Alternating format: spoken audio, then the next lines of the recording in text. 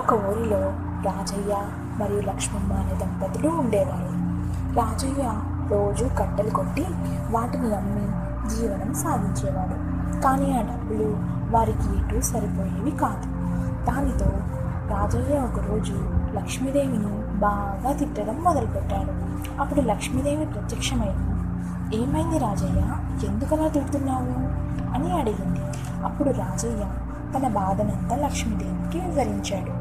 అదంతా విన్న లక్ష్మీదేవి రాజయ్యకు ఒక బాతునిచ్చి, "ఈ బాతు రోజుకి ఒక బంగారు గుడ్డు పెడుతుంది, దానిని అమ్ముకొని ఆనందంగా జీవించు" అని చెప్పి వెళ్ళిపోతుంది. రాజయ్య ఆ బాతుని ఇంటికి తీసుకుపోయి తన భార్యకు జరిగిందంతా చెప్పి రోజు ఆ బాతు పెట్టే బంగారు గుడ్డును అమ్ముకుంటూ సంతోషంగా జీవిస్తున్నాడు. ఓ రోజు ఆ దంపతులకి ఒక దురాశ కలుగుతుంది.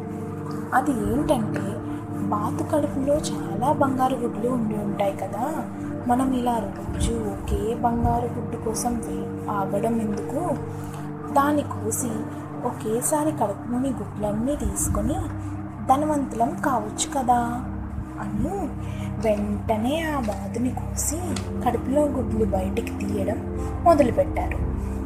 అప్పుడు ఒక్క గుడ్డు కూడా ఉండకపోగా ఆ బాతు కూడా చనిపోతుంది.